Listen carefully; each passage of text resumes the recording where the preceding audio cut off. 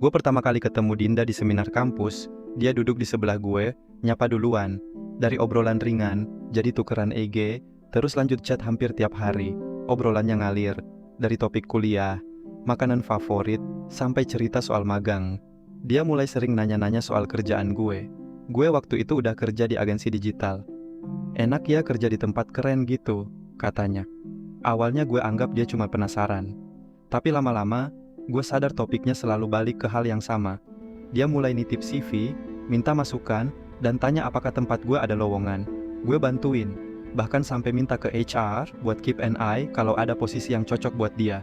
Gue pikir, ya udah, bantuin aja.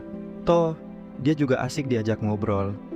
Gue nggak sadar kapan perasaan mulai tumbuh, mungkin karena tiap hari komunikasi. Pagi di chat, siang tukeran meme, malam video call random. Rasanya deket banget. Gue sempet mikir, apa mungkin gue bukan satu-satunya yang baper.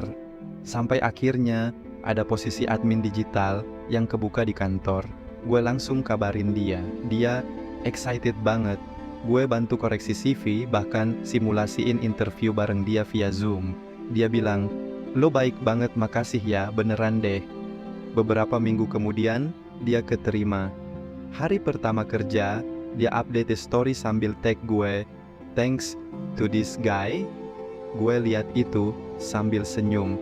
Gak tahu kenapa, gue ngerasa bangga, dan mungkin juga berharap. Tapi, makin hari, intensitas ngobrol kita mulai berubah. Dulu, dia yang sering chat duluan. Sekarang, cuma bales singkat. Kadang baca, tapi nggak dibales. Gue pikir mungkin dia lagi adaptasi di lingkungan kerja baru. Gue sabar aja. Sampai suatu hari, gue lihat dia turun dari mobil bareng Bang Indra, senior di kantor gue. Mereka kelihatan deket. Pas gue tanya santai, baru dijemput, dia jawab, "Iya nih, dia baik banget ngajarin aku kerjaan." Gue mulai merasa aneh. Tapi gue tahan. Gue coba positif. Tapi beberapa hari kemudian, teman kantor gue bilang, lihat mereka dinner bareng, pegangan tangan, di luar kantor. Di situ gue mulai ngerti. Gue DM dia, "Lo deket sama Bang Indra?" Dia bales, "Iya, kenapa?" Gak ada penjelasan lebih, gak ada perasaan bersalah. Gue cuma bales, "Gak apa-apa." Dan setelah itu, gue gak pernah mulai chat lagi.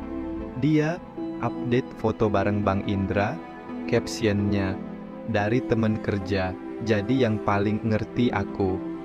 Gue lihat doang, diem. Rasanya, ya campur aduk. Tapi gue tahan. Gue gak mau dah lagi jadi yang pura-pura kuat tapi berharap. Temen kantor mulai tanya, "Lo yang rekomendasiin Dinda kerja di sini ya?" Gue cuman angguk. Mereka saling pandang. Mungkin kasihan, mungkin juga malu buat nanya lebih jauh. Gue sih udah cukup. Beberapa minggu kemudian katanya dia putus sama Bang Indra. Katanya cowoknya overprotective. Temen-temen bilang, dia sempet nyebut-nyebut nama gue, katanya, andai dulu gue sama yang beneran tulus. Gue denger itu cuma senyum. Gak ada niat buat balik. Gue gak mau jadi pelarian. Dulu dia milih naik pakai gue. Sekarang dia jatuh juga. Gak perlu nyeret-nyeret nama gue. Gue udah terlalu damai buat drama kayak gitu. Sekarang gue kerja di tempat baru, gaji lebih bagus, tim lebih sehat.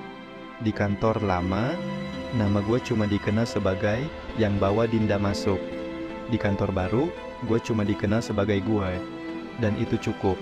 Kadang, gue lihat story dia, masih aktif, masih stylish, tapi gue gak ngerasa apa-apa. Dulu, dia lihat gue sebagai jalan. Sekarang gue sadar, dia cuma lewat. Dan gue gak akan pernah buka pintu itu lagi.